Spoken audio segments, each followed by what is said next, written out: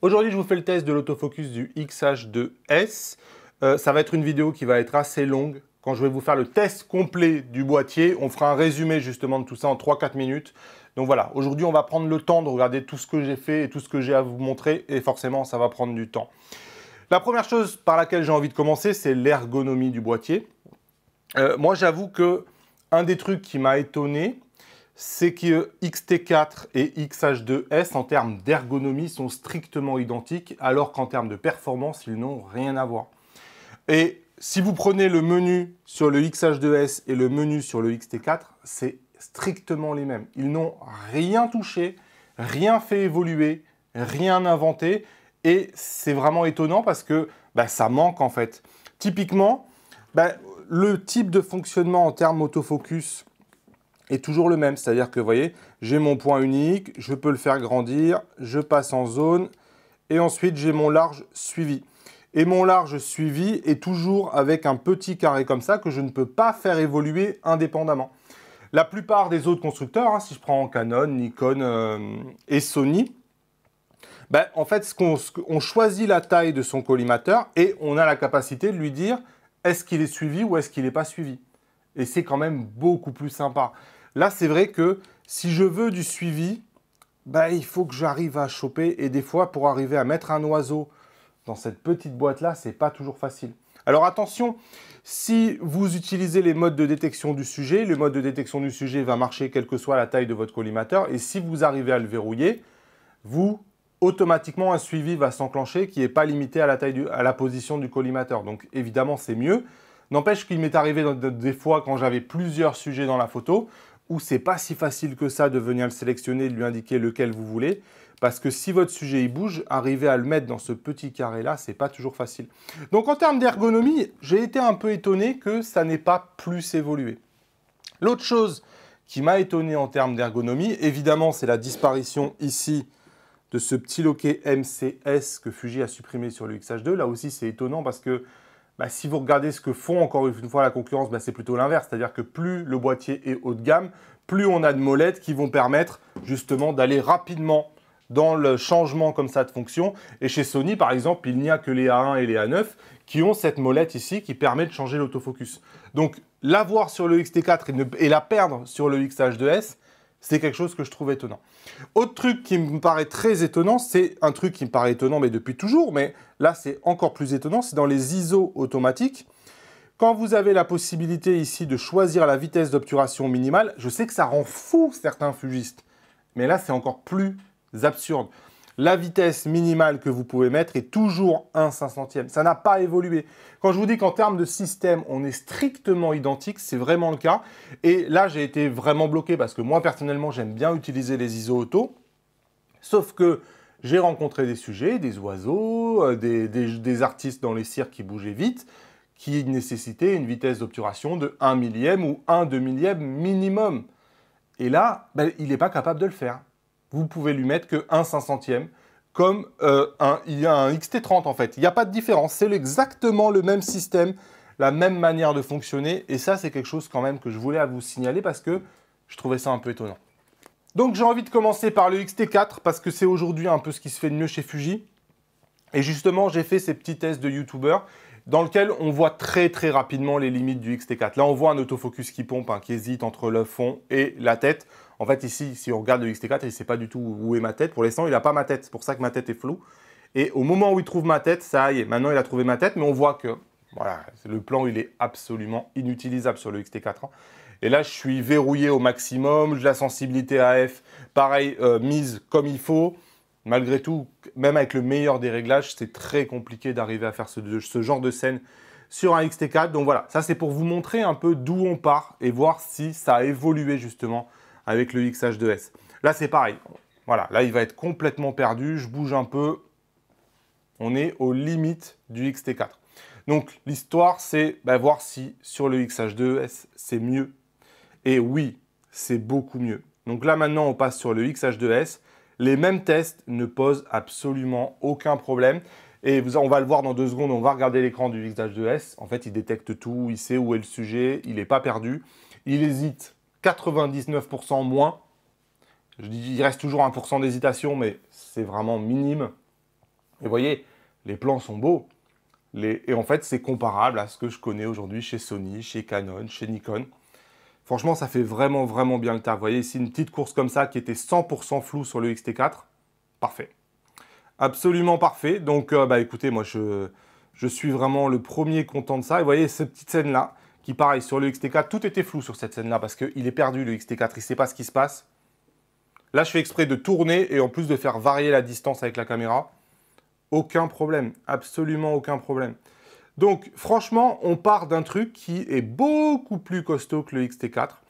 Le X-T4, donc ça, je vous ai mis maintenant les rushs, ce que vous voyez l'appareil. On voit que, voilà, ici, il détecte le sujet. Au début, il n'avait pas. Dès que je vais me tourner, vous voyez, il ne sait plus où je suis. C'est-à-dire qu'il ne passe pas, il ne sait plus où je suis. Il n'a plus le visage, il ne sait plus où faire la mise au point. Là, il me détecte tardivement le X-T4. Et après, vous voyez, il sait où je suis, mais il n'arrive pas à faire la mise au point suffisamment vite. Donc, voilà. Et là, quand je suis flou, vous voyez, en fait, il ne sait pas exactement où je suis, le X-T4. Vous voyez, là, sur cette scène-là, il est perdu. Maintenant, je vous montre le X-H2S. Là, vous voyez, il sait toujours où je suis. Et là, quand je me retourne, vous voyez, il ne me perd pas. Et même quand je suis là-bas au fond, il sait où est ma tête. Rapidement, il le met bien sur mon œil. Quand je fais la course rapide, c'est pareil. Ça ne le met pas dans les cordes. Voilà, quand je tourne comme ça, il s'en fout. Il passe de l'œil au visage, il sait exactement traquer, il traque de droite à gauche. Tout ça, c'est immédiat, il n'a jamais le temps d'être perdu. Donc, écoutez, à ce niveau-là, l'évolution entre X-T4 et X-H2S, elle est absolument énorme. Et ça, c'est plutôt cool parce que oui, il y a un énorme changement entre le X-T4 et le X-H2S. Donc de manière générale, j'ai été absolument bluffé par la capacité de détection du X-H2S. Donc pour rappel, il détecte les animaux, les oiseaux, les trains, les vélos, les voitures. Et de manière générale, franchement, c'est probablement ce qui se fait de mieux sur le marché en termes de détection. Ça me fait beaucoup penser au Nikon Z9, qui était aussi probablement ce qui se faisait de mieux en termes de détection, notamment quand les sujets étaient extrêmement petits, le Z9 détecté exactement comme ce X-H2S. Donc là, ça fait du bon boulot. Et vous voyez, ici, je suis vraiment en contre-jour, l'œil est quasiment invisible. Alors, on voit là qu'il y a une hésitation, l'autofocus, c'est pas bon, mais il sait où est mon sujet. Et ça, pour moi, c'est primordial parce que le problème, c'est quand l'appareil ne sait plus où est le sujet, là, il n'y a plus d'espoir, en fait. Il est obligé de chercher. Là, il ne perd jamais son sujet. Aussi bien humain que animaux, moi, j'ai été vraiment bluffé parce que, waouh, c'est exactement au niveau des autres. Et ici, vous voyez, il est de dos, il court. C'est pas facile, on est ton sur ton, la tête, elle est un peu noire. Il sait où elle est. En fait, il l'avait pris au départ. Il continue de la traquer jusqu'au fond. Vous voyez, là, il a hésité avec le panneau, mais il revient. Putain, là c'est petit quand même. C'est vraiment petit. Et il y arrive. Il sait où est mon sujet. Donc là, je lui demande de descendre le plus vite possible avec le vélo. D'accélérer, d'accélérer, d'accélérer. Et on regardera les photos plus tard, mais les photos sont bien. Franchement, les photos sont bien. Elles sont vraiment très très bien. C'est quelque chose qui aurait posé un problème énorme au X-T4, clairement. Donc là, vous voyez, jusqu'au dernier moment, quels que soient les angles, il sait où est l'œil. Ici, c'est sur mon chien. Bah, vous voyez, il hésite, mais enfin, il sait où est le chien. Et vous allez voir que les photos, elles sont bien. Pareil, je lui demande avec le vélo, tout de suite, il trouve tout seul. Là, je suis en large quand même. C'est-à-dire que je lui dis, débrouille-toi pour trouver le sujet dans ma photo. Il le trouve et il le suit jusqu'au fond, jusqu'au bout. Et là, vous voyez, je lui demande de passer devant moi, de profil, maintenant de l'arrière. Nickel. Donc, ouais, franchement, chapeau. Vraiment chapeau. Là, une course face à moi, c'est pareil, c'est quelque chose qui avant lui posait problème. Ça lui pose absolument plus problème. Là, tout à l'heure, je vous ai montré en vidéo, là maintenant, je suis en photo. De l'animalier. J'ai été aussi très agréablement surpris de la manière dont il trouve les sujets en animalier. Franchement, là, c'est pareil. C'est pour moi équivalent à ce que je connais chez Canon, chez Nikon, chez Sony. C'est pas mieux, mais c'est pas moins bien. Tout de suite, il trouve mon sujet, il trouve où est la tête du sujet. Et j'ai essayé avec plein d'animaux différents. Et franchement, ça marche avec tous les animaux.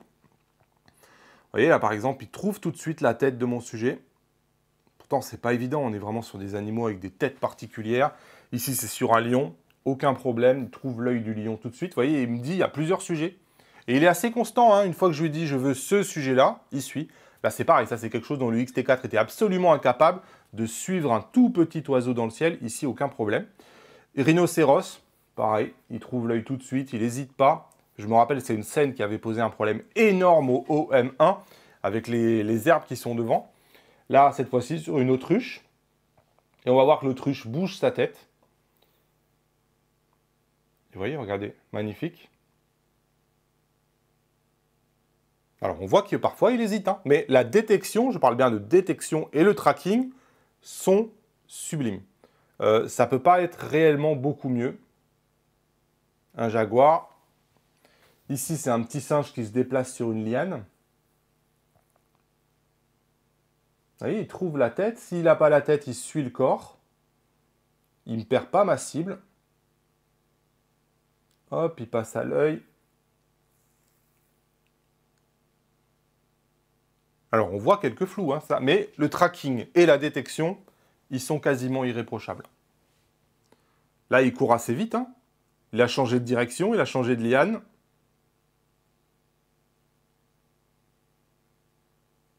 Il accélère, il freine. Ici, c'était sur un oiseau. Je crois que l'oiseau va décoller. Vous voyez la petite... Ce que je vous disais là, le petit carré de suivi là, franchement, le mettre parfois au bon endroit sur le terrain, c'est quand même un peu fastidieux. J'aurais aimé pouvoir l'agrandir. Et surtout, en fait, pouvoir que n'importe quel collimateur puisse être suivi ou non, en fait. Que ça soit un état suivi. Suivi, c'est pas un mode, c'est pas un type de collimateur, en fait. C'est n'importe quel collimateur, n'importe quelle taille devrait pouvoir être suivi. Ça, c'est un truc dont le XT4, voilà, était absolument incapable. Un suivi d'un oiseau. Alors là, l'oiseau, vous voyez, il passe ton sur ton. Là, c'est beaucoup plus dur. Il a beaucoup plus de mal à le suivre, mais ça, il y a très peu d'appareils qui seraient capables de le faire. Ici, une cigogne. Hop, suivi pas mal. Ici, une autre cigogne, il trouve bien la tête. Vous voyez, il y a un hochement de la tête qui est très bien suivi par l'appareil. Autre exemple, avec un pélican. De mémoire, il fait un demi-tour. Hop, vous voyez, il essaye de suivre la tête, il ne perd pas. La boîte, elle est toujours sur mon sujet. Il met l'œil et jusqu'au dernier moment, franchement, ça se passe bien, quoi. Allez, le singe, là, il va vite, il va vite, il va vite, il va vite. C'est à moitié noir, mais il sait toujours où est mon sujet. Ça, c'est un problème que j'ai eu aussi. Je trouve que l'exposition n'est pas toujours la plus juste lorsqu'on fait une rafale. Il a du mal, je trouve, à affiner l'exposition de la photo. Je ne sais pas pourquoi, mais ça ne perturbe pas l'autofocus. Donc, en termes de tracking, de détection, pour moi, on est au niveau de Sony, Canon et Nikon. On est vraiment sur quelque chose qui est ultra fiable et qui fait très bien le boulot. Moi, je n'ai pas eu grand-chose à lui reprocher. On va regarder maintenant les photos. Ça, c'est des photos qui ont été faites avec un 50-140. Donc, une rafale avec ma chienne. Et je peux vous le dire, il y a 16% des photos qui ne sont pas bonnes sur cette rafale. Donc, je précise, hein, je suis quand même à 40 images par seconde. Hein. Et sur 40 images par seconde sur mon chien, regardez, il n'y a aucune des pattes qui touche le sol. Là, hein. 16% seulement des photos qui ne sont pas bonnes. C'est plus que probablement Canon, Nikon et Sony. Mais 16%, c'est pour moi négligeable presque. Parce qu'avec 40 images par seconde, j'ai la photo qu'il me faut, quoi. Et vous voyez, là, quand c'était le plus dur, vous voyez là, par exemple, on est sur un moment où il a décroché un peu.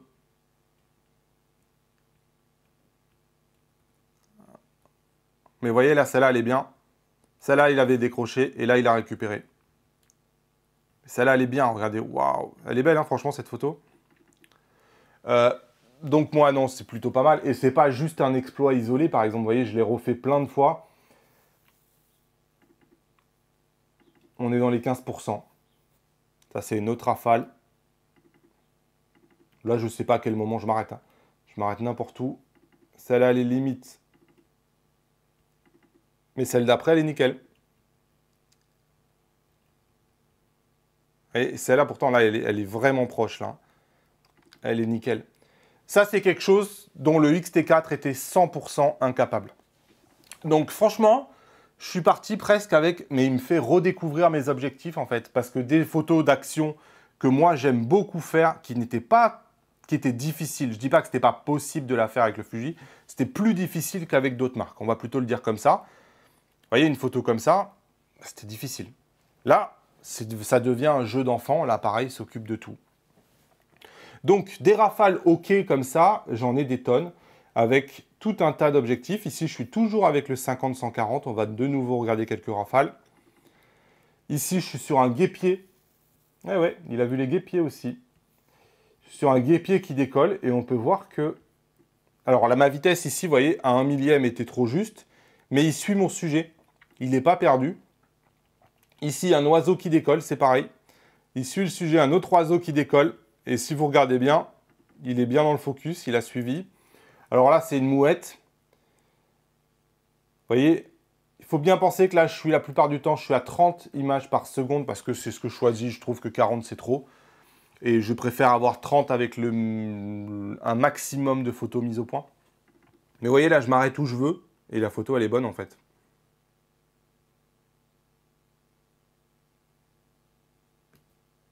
Là, c'est la mouette va décoller.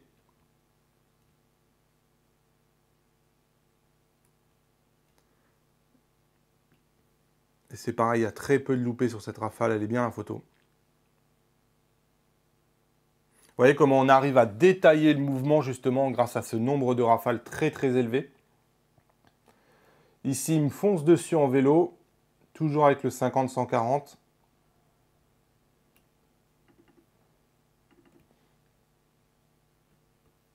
Nickel.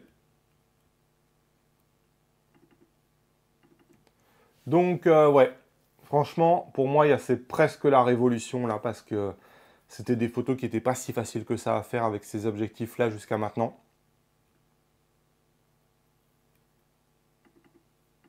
Là, la photo, elle est 100% nickel. Hein.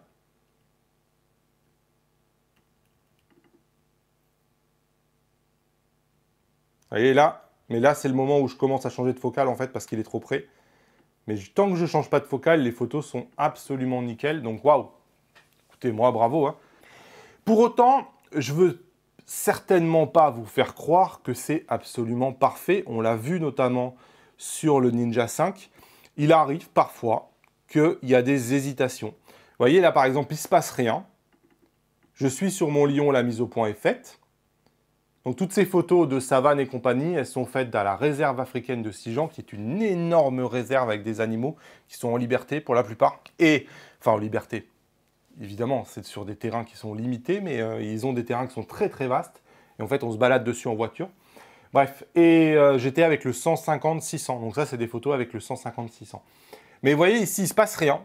Et parfois, on voit un autofocus qui hésite. Alors après, il revient sur le sujet. Mais vous voyez, on a une paire de photos comme ça, où on ne sait pas pourquoi il a hésité. Et là, de nouveau, c'est pareil. Là, elle est bien. Et là, de nouveau, il réhésite. Donc, ça, c'est quelque chose qu'on va voir dans beaucoup de rafales, avec parfois, comme ça, comme des espèces de pompage où l'autofocus perd le point et les photos sont floues pendant quelques photos. Il arrive parfois qu'il hésite. Vous voyez, sur ce singe-là, là, le singe, il est nickel. Et on ne sait pas pourquoi. D'un coup, ben, la photo, elle est floue. Vous voyez, il met une dizaine de photos comme ça à revenir. Ce qui est vraiment étonnant parce qu'il a détecté qu'il y avait un singe, il me met l'œil et compagnie, et d'un coup, on ne sait pas pourquoi, c'est flou. Là, c'est pareil, il avance encore de quelques pas, et je ne sais pas pourquoi, il réhésite. Là, il a repris. Vous voyez, là, le singe était flou. Là, c'est nickel. Nickel. Nickel. Donc, tout ça, elles sont nickel. Et là, de nouveau, donc ça, là, elle est nickel. Et là, de nouveau, il réhésite. Il a l'air d'être sur les feuilles qui sont ici, en fait. Vous voyez, là, maintenant, les feuilles, par exemple, sont floues et mon sujet est net. Donc ça, des hésitations autofocus malgré un tracking et une détection qui sont probablement quasi sans faille, il y en a. Donc, des photos floues, il y a toujours un pourcentage de photos qui sont floues. Allez, petite pause dans la vidéo, vous en doutez, hein, faire un test comme ça, ben, ça coûte de l'argent, ça coûte énormément de temps. Je me suis vraiment pas contenté de faire un petit test dans mon jardin. J'ai essayé de le mettre à l'épreuve vraiment du terrain. Vraiment, j'en ai fait des scènes et des scènes. Je crois que je suis à 40 000 photos. Donc, vous pouvez soutenir mon travail en achetant ce boîtier-là chez ipln.fr. Vous mettez le code créateur Damien. Moi, c'est un partenariat qui me permet quelque part de financer mon travail et de continuer cette chaîne YouTube. Donc voilà, merci, un grand merci à ceux qui prennent la peine d'acheter là-bas pour contribuer un peu à cette aventure et continuer ces tests comme ça, longs, sur le terrain. On enchaîne. Je me suis posé la question de quelle est la variabilité selon les objectifs? L'objectif qui a performé le mieux, pour moi, c'est le 50-140 et le 16-55. Le 50-140, par exemple, sur cette course-là, j'ai 187 photos. Sur les 187 photos, j'ai une photo qui est floue. Une seule. Allez, là, je vais attendre qu'il soit le plus près, là où c'est le plus dur. Là, par exemple, il est à 140, là. J'ai une seule photo qui est floue. Elles sont toutes nettes, du début à la fin. Donc, waouh. Franchement, waouh. Admirable. Sur le 16-55, 221 photos sur la course. Et pareil, franchement, les photos, elles sont toutes nettes. 5% seulement sur le 16-55, sur toute cette rafale-là à 40 images par seconde. 40 images par seconde, ça vous fait un ralenti presque 2 fois. Hein. C'est pour ça que ça vous paraît lent. Parce qu'en fait, vous avez un ralenti presque 2 fois là. Mais non. Quasiment, vous pouvez vous arrêter où vous voulez. La photo est nickel. Et moi, je redécouvre mes objectifs avec un super piqué sur toutes les photos. Un peu plus étonné par le 90 mm f2 que j'ai testé plusieurs fois. Alors peut-être, ici, attention, hein, on est sur un boîtier qui, au moment où je fais cette vidéo, n'est pas sorti. Les objectifs, peut-être, vont faire objet de mise à jour. Typiquement, DP Review a eu un problème avec le 150-100, 150-600 qu'ils ont voulu mettre sur le X-T4 et qui ne marchait pas parce qu'il fallait une mise à jour. Donc, peut-être qu'une mise à jour va améliorer ça. Mais en l'état, j'ai eu 25% de photos floues sur le 90 mm f2. Un peu étonnant, ouais. Alors là, c'est bien. Je vais essayer de m'arrêter à un moment où c'est pas bien. J'ai regardé les photos une par une hein, pour pouvoir vous faire ça. Vous voyez, là, par exemple, donc là, c'est nickel. Nickel. Et là, par exemple, c'est flou. Là, c'est bien. Là, c'est flou. La suivante, elle est bien. Bien. Là, c'est flou. Là, c'est flou. On voit que l'autofocus, il est derrière. Hein. Il est juste derrière la tête sur les cheveux. Là, elle est nickel. Vraiment nickel. Hein. Nickel. Nickel. Donc là, il y a une série de nickel. Et là, de nouveau, on est sur les cheveux derrière. Il a un peu de retard. Donc, j'ai à peu près 25% de photos qui ne sont pas bien sur cette rafale-là. Vous pouvez voir les photos qui ne sont pas bien parce qu'à chaque fois, je leur mets une étoile ici. Hein. Donc, c'est comme ça que moi, je les repère parce que j'ai pris le temps de les regarder avant. Donc, on voit que, je sais pas, sur le XF 90 f2, moi, je pensais que j'aurais des meilleurs résultats. Sur le 33 mm 1.4 qui vient juste de sortir, je suis à 7% de photos floues. Voilà, bon, c'est pareil, ça marche très très bien. Je pense que quand on est dans les 5% de photos floues, on est quelque part dans les performances que peut produire le boîtier, ce qui est incroyable. Hein. Sur une rafale de 30 ou 40 images par seconde, avoir que 5 ou 10% des photos floues, ça fait beaucoup d'images. Et c'est suffisant. Vous voyez, sur le 33 1.4, là, même quand il tourne, 100% net. Évidemment, tout le monde se demande, et qu'est-ce que ça donne sur un 56 mm 1.2 très critiqué par son autofocus? Eh bien, j'ai été surpris. J'ai été très surpris. Je vous le dis direct, hein, moi quand j'ai commencé, je me suis dit le 56 mm 1.2, je ne l'utilise pas, ça ne sert à rien, c'est limité par l'autofocus et par l'objectif. Bah écoutez, je suis à 35% de photos floues sur le 56 mm 1.2. Alors 35%, oui, c'est plus que pour les autres. Enfin, 35% à 30 images par seconde, parce que moi, c'est le mode que j'ai bien aimé utiliser.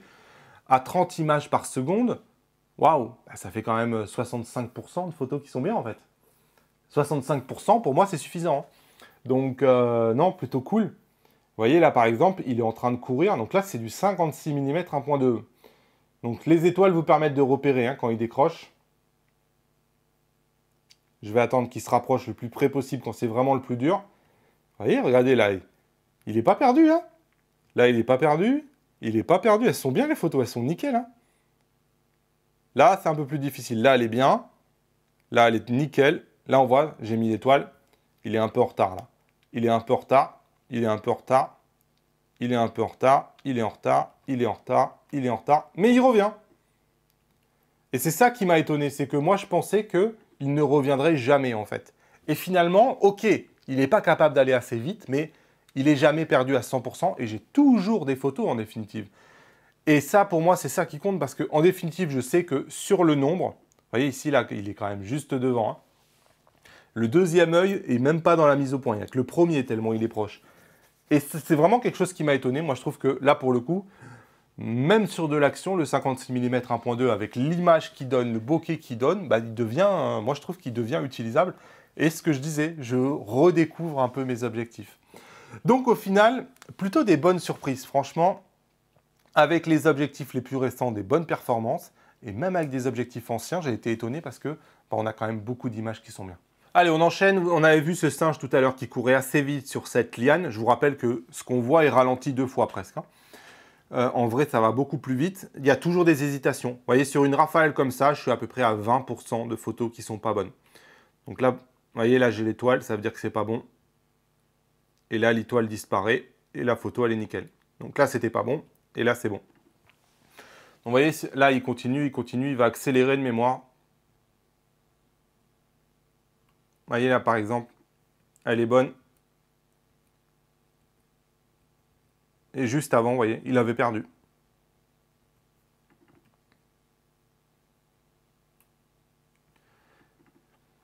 Tout à l'heure, je vous montrais qu'il y a 2 ans, j'avais fait une vidéo justement au bord de la piscine pour déplorer un peu que bah, Fuji était en retard et que c'était un test qu'il était incapable de faire. J'ai refait le même test, nickel. 100% nickel, la moindre photo, là, vous pouvez prendre n'importe laquelle de ces photos. Il doit y avoir 5% de photos floues. Là, je lui demande de sauter loin devant. Voilà, nickel. Je suis avec le 33 mm 1.4 jusqu'à la dernière image. Vous voyez là, elle est 100% nickel cette photo. Donc voilà, ce XH2, ce XH2S, il permet de faire ce que Fuji n'était pas capable de faire avant. Bon, je vais envie de terminer avec la basse lumière. Alors sachez quand même, je vous le dis, que j'ai perdu un disque dur lors de ce test-là. J'ai perdu un disque dur de Ninja 5. Donc la réserve animalière, j'ai dû la faire 2 fois. J'ai dû la refaire en fait. Donc j'ai perdu la première fois. Et je l'avais amené le XH2S dans un cirque en fait, avec beaucoup d'artistes, un cirque sans animaux où il y avait énormément d'action et compagnie en basse lumière. Toutes les photos sont quasiment à ISO 8000, ISO 12800. Malheureusement, je n'ai pas pu refaire le cirque puisqu'il est parti. Donc voilà, j'ai les photos, mais j'avais aussi comment il avait suivi, comment il avait traqué. Et malheureusement, je ne peux pas vous le montrer parce que je l'ai perdu. Enfin, je l'ai perdu, je ne l'ai pas perdu, le disque dur est mort. Bon, je l'ai envoyé en récupération, mais il me donne un délai de 3 semaines. Bref. Donc, ce qui m'avait... Sincèrement, le XH2S, lorsque je l'ai amené au cirque, m'avait réellement impressionné. C'est-à-dire que je n'ai vu aucune perte de performance lorsque j'ai été en basse luminosité. Il détectait et il suivait exactement de la même manière que lorsque j'étais en plein jour. Et il ne faisait pas comme le OM1 qui passait d'un sujet à un autre. C'était infernal sur le OM1. Là, c'était stable. Franchement, c'était stable et il m'a réellement... Enfin, là, pour le coup, j'ai vraiment été convaincu sur la performance qu'il m'avait donnée au cirque. Donc, plutôt sympa. Là, c'était sur des balanciers. Après, j'avais eu une scène, je me souviens, où elle tournait comme ça. Et là, c'était pas pareil. Et on voyait le tracking qui savait où était le visage et qui passait de l'œil à la tête. De l'œil à la tête. Et là, elle passait dans des lumières, c'était compliqué. Et bon, les photos l'attestent, hein. Parce que quand vous regardez les photos, bah, elles sont majoritairement bonnes. Il y a très très peu de loupés en fait. Vous voyez, partout où je m'arrête, la photo elle est bien là.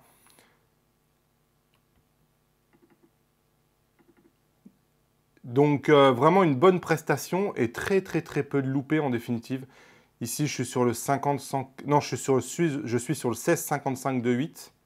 Un autre, cette fois-ci c'était un jongleur, il jonglait sur une roue je crois. Et donc, bah, il se déplaçait pas mal, forcément.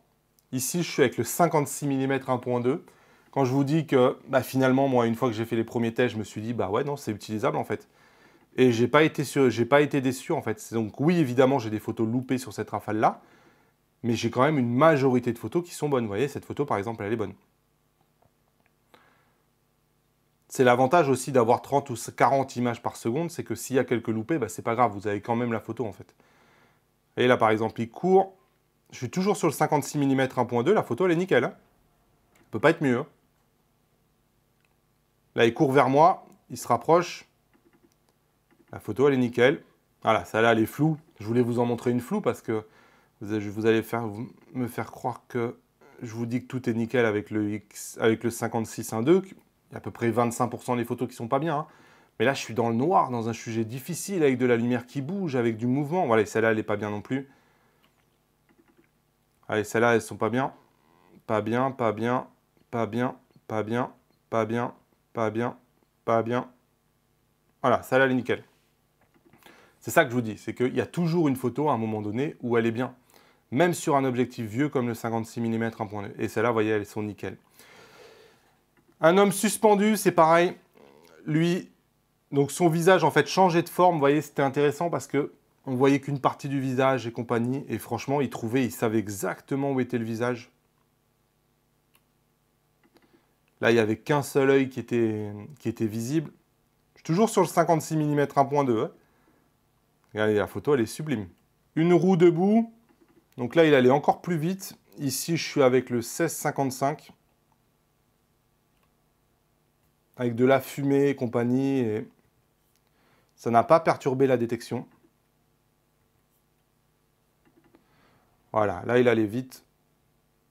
Beaucoup de mouvements. Et la photo est bien. Voilà, donc là, il avance vers moi. Donc là, c'est plus difficile. Et les photos sont bien. Nickel, nickel, nickel. Vous voyez là, il ne s'est pas loupé. Alors que c'est le moment le plus difficile parce qu'il avance très vite avec sa roue. Et les photos sont bien. Et je suis même joueur, hein, j'ai ressorti le 56 mm 1.2, tandis qu'il avait mis la roue et qu'il avait mis les plots, il devait slalomer et s'avancer vers moi. Pour me dire jusqu'au bout, hein, on va voir, hein, ce 56 mm 1.2. Donc là, il fonce vers moi. Hein. Nickel. Et la majorité des photos, là, il me sourit. Il voit que j'ai l'appareil, il me sourit. Oui, les photos, elles sont bien. Hein. Bon voilà, en photo, j'ai voulu être exhaustif, vous montrer toutes ces rafales-là. Hein. J'en ai fait bien d'autres, mais je vous en ai déjà montré pas mal. Moi, je suis plutôt surpris par les performances, quels que soient les objectifs que donne ce X-H2S en photo. On a bien vu que, oui, on a une portion de loupé. On a des rafales qui sont souvent, la plupart du temps, polluées par 10, 15, 20%, 25% sur des mauvaises rafales de photos qui sont floues avec des petites hésitations. Le tracking, la détection marche très bien. Il n'est pas du tout perturbé lorsqu'on est en basse luminosité. Franchement, en photo, ça fait bien le taf. Ça fait vraiment, vraiment bien le taf. On va parler rapidement de la vidéo. En vidéo, il y a un truc qui m'a surpris. C'est que je vous l'ai dit dès le début, hein, il n'y a pas d'évolution sur les menus. Hein. Mais il y a, donc du coup, ça veut dire que lorsqu'ici je passe en vidéo et que je vais dans le menu autofocus, il n'y a pas d'évolution. C'est-à-dire que je vais ici, mode autofocus, je suis toujours pareil, hein, limité avec mon multi et mon AF zone, exactement comme un X-T4. Donc, c'est-à-dire qu'ici, je peux changer la taille uniquement de ma zone. Je ne peux pas faire plus grand que cette taille-là hein, en vidéo. Moi, je trouve que cette taille-là, elle est relativement petite. Hein. Et surtout, ça veut dire que, à ma connaissance, j'ai demandé à Fuji, je n'ai pas eu de réponse, mais à ma connaissance, il n'y a pas de tracking en vidéo. J'ai trouvé aucun moyen, ne soit par le tactile, etc. Vous voyez, on a comme sur un X-T4 ici, toujours la possibilité de changer l'AREA, de le mettre sur off, de faire l'autofocus, de shooter. Mais, à ma connaissance, il n'y a pas de tracking. Et ça, c'est quelque chose qui, moi, personnellement, notamment au cirque, ne pas avoir de tracking, franchement, c'est chaud. C'est vraiment chaud. Donc, voilà, en vidéo, franchement, un appareil comme ça qui n'a pas de tracking, j'ai été un peu étonné. Sur les rushs que j'ai pris en vidéo, on retrouve un peu le même fonctionnement qu'on a vu en photo. C'est-à-dire que les rushs sont massivement bons, avec une belle détection du sujet. Donc je vous rappelle que le sujet, ensuite, il est suivi. Enfin, il est suivi. Ça se fait sans que vous ayez vraiment à lui demander, en définitive. Mais vous ne pouvez pas, vous, initier un suivi. Mais parfois, comme ici, vous voyez, un changement, il va vers le fond et il a perdu mon sujet, je ne sais pas pourquoi. Mon sujet était en focus et là, vous voyez, il perd le sujet et il le reprend. Donc, on a quand même en vidéo des hésitations et en vidéo, c'est parfois moins facile de lui pardonner qu'en photo. En photo, c'est pas grave, je vous l'ai dit, on s'en fout, on a des centaines de photos. S'il y en a 10% qui sont floues, on prendra les autres. Mais là, quand même, sur un plan vidéo, vous voyez, ici, de nouveau, il va le faire. Voilà, là, il fait flou et il revient net. Sur un plan vidéo, ça pollue quand même le plan vidéo. Vous voyez ici, je ne sais pas pourquoi. Elle a hésité, en fait, au moment de monter et lui, il est passé sur la chaise, en définitive. Et il n'est pas resté sur elle. Et hop, la chaise redevient floue et il revient sur elle. Il comprend rapidement ses erreurs. Mais ça pollue quand même le plan vidéo. Donc j'ai fait pas mal, vous voyez, de plans vidéo. Donc de manière générale, évidemment, ici, je vais vous montrer que les moments où il a hésité. Mais j'ai filmé, là, par exemple, j'ai 28 minutes de rush. Sur les 28 minutes de rush, bon ben voilà, il y a peut-être 30 secondes qui sont floues. N'empêche que ça vous pollue un peu le plan vidéo. Là, tout ça, c'est nickel, hein. Je vous le mets juste pour pas vous donner l'impression que tous les plans, ils sont flous toutes les 15 secondes. C'est pas le cas. Mais voilà, de temps en temps, là, vous voyez, c'est nickel, c'est nickel, c'est nickel. Et on va arriver à un moment donné ici où c'est bien. Et là, vous voyez, il hésite. Là, elle est floue, hein. On est sur les lumières derrière, on est sur les lumières derrière. Ça y est, là, maintenant, elle est redevenue nette. De temps en temps, comme ça, ces petites hésitations. Là, il doit le faire sur ma fille. Vous voyez, ma fille, elle ne bouge pas pourtant. Et là, il est sur la chaise ici. Si vous regardez bien, c'est la chaise ici, voilà, maintenant, qui est mise au point. Et là, il revient sur ma fille. Toutes ces séquences-là, voilà. Jusqu'à maintenant, je n'ai pas noté de pompage. Et là, maintenant, on va trouver un pompage. Voilà, il s'arrête ici. Et en fait, il a pris pendant une seconde peut-être. Il a pris le fond et il était flou en fait. Et l'image d'après, rapidement, voilà, il redevient net et c'est le fond qui est flou. Et parfois, il va le faire plusieurs fois d'affilée. Là, il est nickel. Là, il est flou. Il est nickel. Il est nickel là pendant une seconde. Et rapidement, il redevient flou. C'est à vous de voir si c'est un problème ou pas. La majorité du temps, ça marche bien. Et 95% de tout ce que vous allez filmer est bien au point comme on s'y attendait, sans tracking, ce qui est un peu dommage. Mais il y a quand même 5% des plans à un moment donné où il a ces hésitations-là qui sont un peu dommages. Le tracking étant bon et la détection étant super, c'est le plus dur, hein, le tracking et la détection. Moi, je pense que via du firmware, ils peuvent améliorer ça, sans aucune difficulté, hein. Là, c'est 100% firmware. Le reste, il en est capable. Donc, peut-être que Fuji va le faire, va l'améliorer. Au jour d'aujourd'hui, au moment où je l'ai, moi, j'ai une version 1.0. Je peux vous montrer. J'ai une version 1.0 du X. Voilà. Ah putain, il ne veut pas. Voilà. Version du boîtier 1.0 du X-H2S. Donc, évidemment, c'est un boîtier qui probablement va finir en 4.0. Donc, évidemment, il y a de la marge. Il y a vraiment de la marge pour l'améliorer. Pour l'améliorer, pour le perfectionner, parce qu'il est déjà superbe en fait. Donc au moment de conclure, moi j'ai quand même envie de dire que c'est une sacrée avancée de la part de chez Fujifilm. Moi j'ai redécouvert beaucoup d'objectifs. En photo, j'ai été parfois bluffé, notamment au cirque, par ce qu'il faisait, par le tracking qu'il proposait, par la détection, même en haute sensibilité. Franchement, c'était beau. Moi, j'ai redécouvert des objectifs comme le 56 mm 1.2 que j'utilisais plus du tout quand ça bougeait parce que toutes les photos étaient floues. Lui, il continue de suivre quand même. Et waouh, moi, c'est un boîtier. Aujourd'hui, j'utilisais de moins en moins Fujifilm pour mon activité perso parce que quand on s'est habitué aux autofocus les plus performants de chez Canon, de chez Nikon, de chez Sony, c'est difficile de revenir en arrière. Quand on n'y est pas habitué, bah, on a l'habitude de shooter, par exemple, avec une zone, sans compter sur les algorithmes de détection et de suivi. Une fois qu'on est habitué de compter sur les algorithmes de détection et de suivi, c'est vrai que c'est difficile de revenir en arrière. On a l'impression de faire un pas en arrière. Donc là, clairement, on est sur un boîtier qui est moderne avec un super autofocus. Et pour moi, on est presque au niveau d'un Z9. Hein. Dans mon comparatif A1, R3, Z9, j'avais mis le Z9 en troisième position. Pour moi, on est très très similaire à un Z9 parce que le Z9 aussi avait une détection incroyable, mais parfois des petits loupés quand même. Donc pour moi, on est très proche d'un Z9. Le Z9 avait un peu moins quand même d'hésitation en vidéo. C'est probablement le point qui me fait le ticket le plus, hein, les hésitations en vidéo, parce que parfois ça peut vraiment polluer un plan.